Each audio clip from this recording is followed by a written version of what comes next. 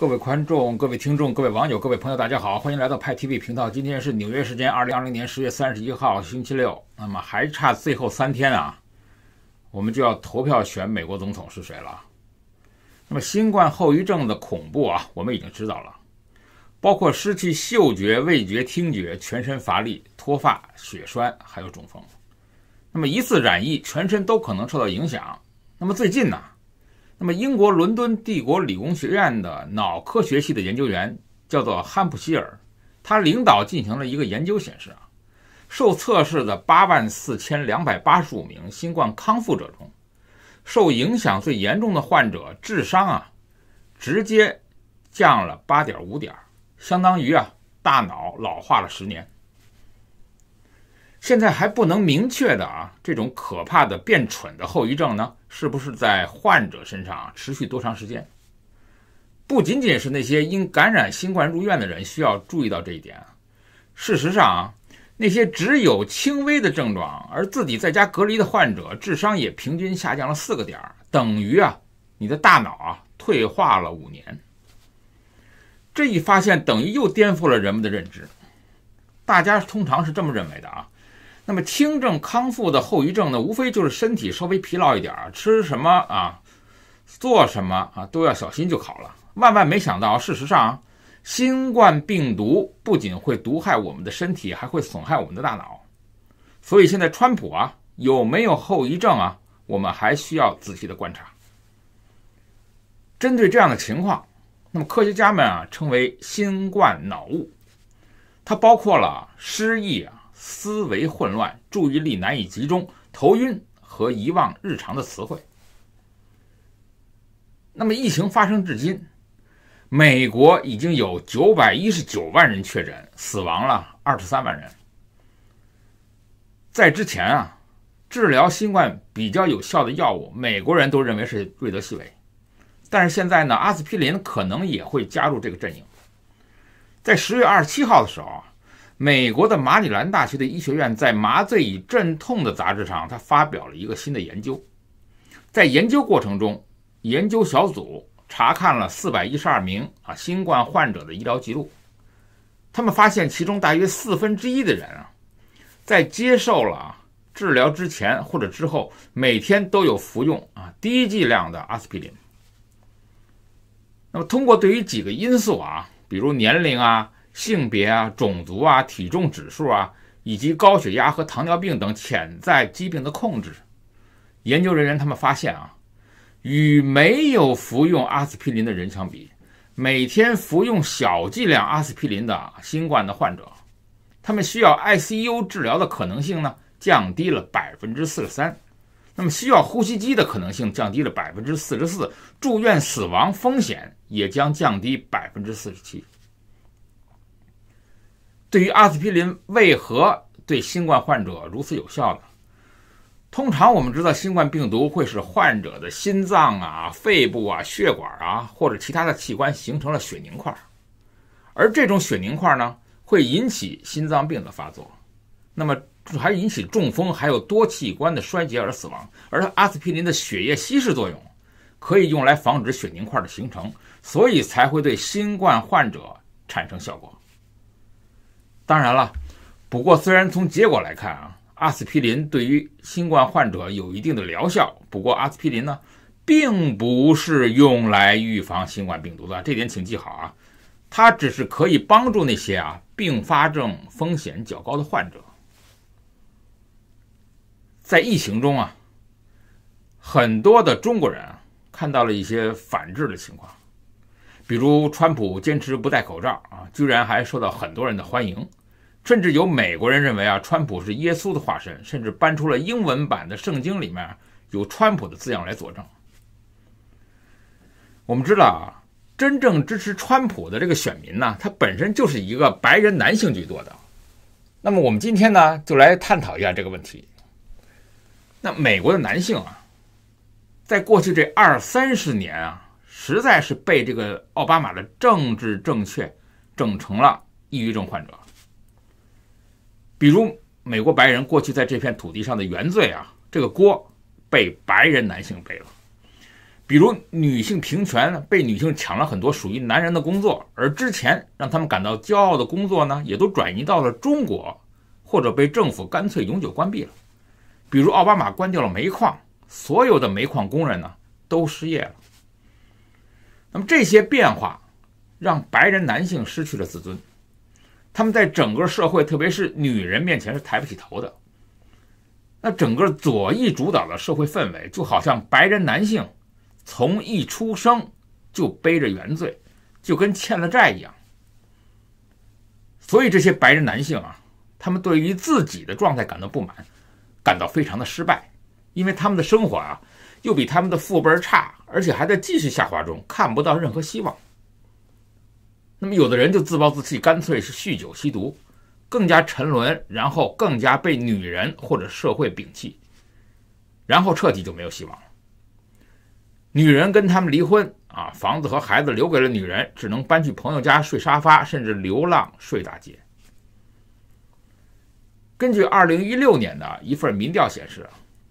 川普的男性支持者感受到这个社会在惩罚他们，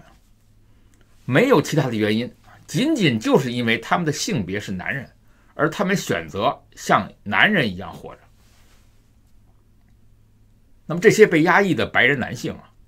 他们疯狂需要一种英雄的气概般的感受来重获男人的自尊。川普他就完美的满足了他们的内心的情感需求。一方面，川普跟他们保证啊，我把政府给你们拿回来了，然后让政府为你们服务。那么他们的感受就是川普是他们的拯救者。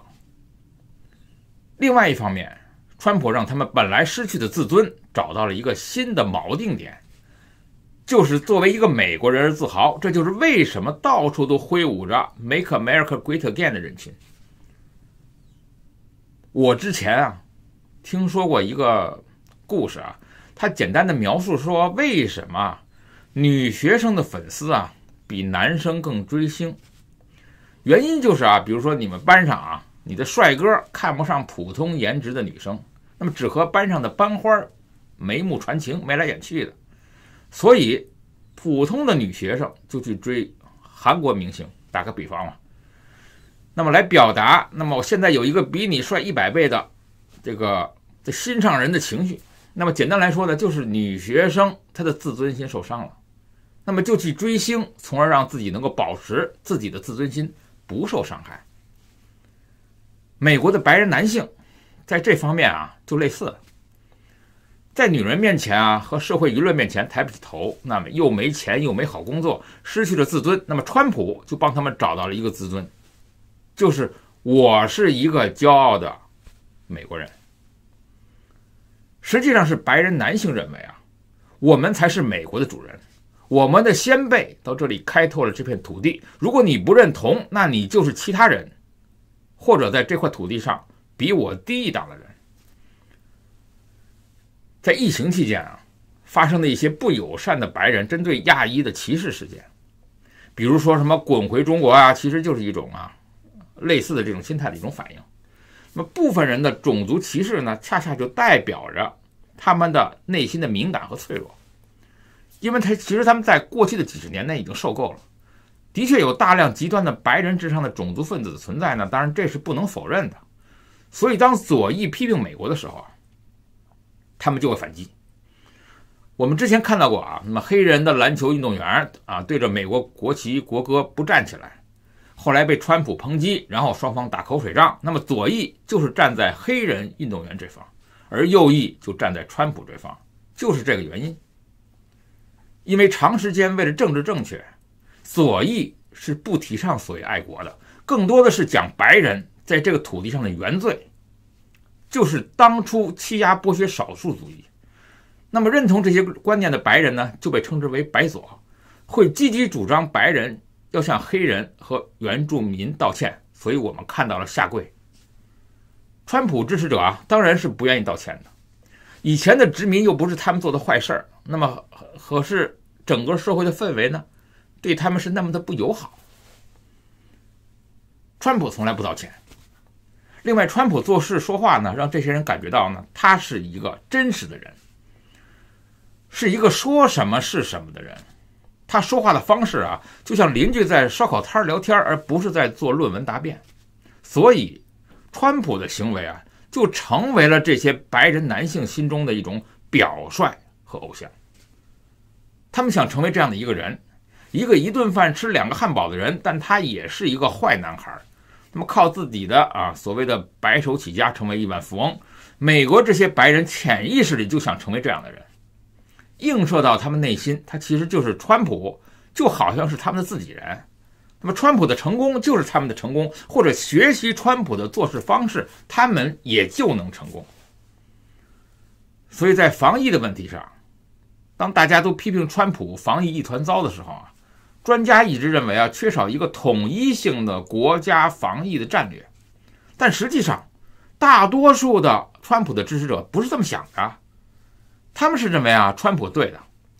比如中西部的北达科他，面积是18万平方公里，相当于2个江苏，人口只有76万。这个州的人当然不认为应该和纽约采取相同的防疫策略。那么纽约是人挤人那么这个州才多少人呢？地广人稀的，不要搞隔离，不要关闭经济。那么你要做这样的事情，老百姓当然不愿意。所以在川普感染了这个病毒又痊愈了以后更是高达2%以上的这个共和党选民反对他，多数的人98%的是支持他。那么病毒呢，变成了是没什么可怕的，不应该按照民主党那套方式来关闭经济。中国人可能会觉得那么病毒害死了很多的美国人，但是川普的白人男性支持者认为病毒就是这样的。那么川普呢，已经做了他能做的，他还能做什么呢？有些人的确知道病毒是很可怕的，但他们同时也觉得这是生命必须承担的风险。而直面新冠病毒代表了一种男人的坚韧，一种英雄主义。有的老年男性白人在接受采访的时候曾经说过说我是老年人了，但是我愿意接受这个打击，但真的很重要，让我们回去工作。这我们就回到开头了，美国的中西部的白人男性就是因为长期的自尊受到打击，所以多少拥有了一种好莱坞式的悲情主义，就是面对病毒，作为男人要敢去面对，要出去赚钱，而不是躲在家里面。所以他们会喜欢看到川普很男人一般的站出来，看到川普不戴口罩，把自己暴露在病毒之下，而不是那种显得很虚弱的总统，像拜登。拜登给不了这些白人男性这种感觉，因为他只会躲在家里的地下室，而且他又老又迟钝，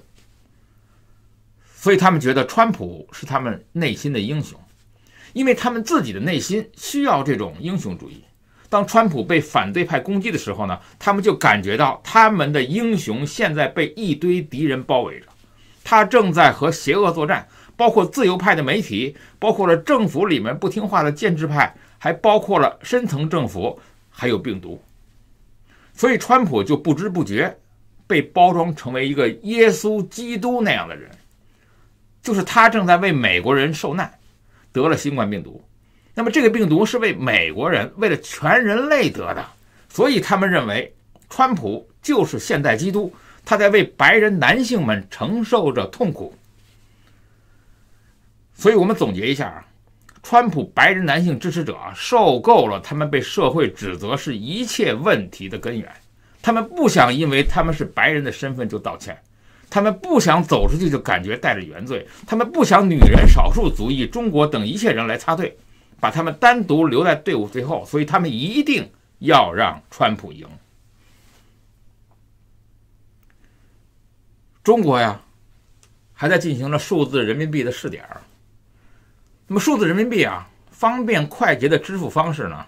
让一些的中国的网友感觉它和支付宝微信支付差不多。有的人混淆了一些概念今天给大家解释一下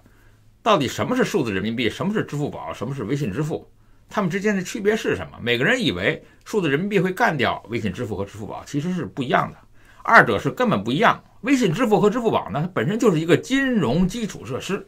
是钱包，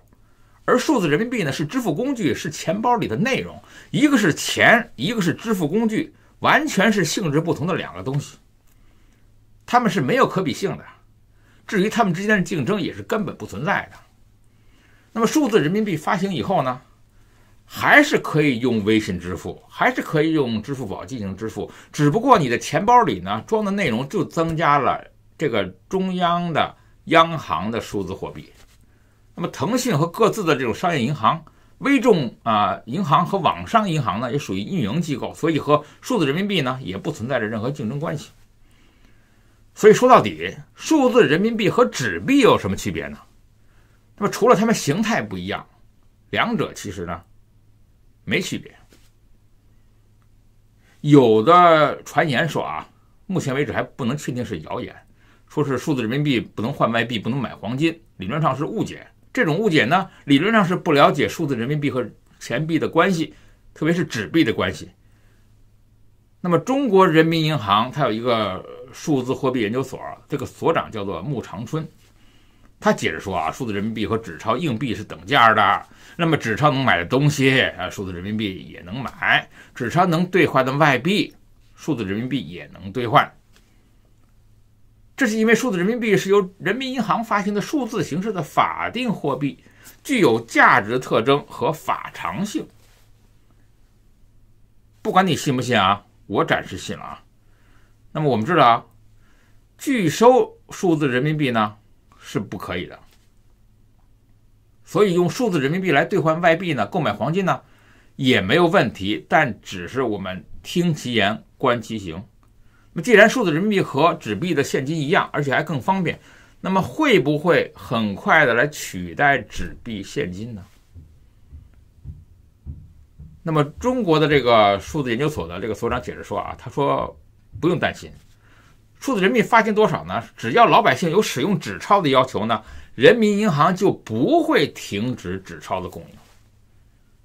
所以数字人民币和纸币呢，它们之间并不是一个替代关系，而是一个共存的关系。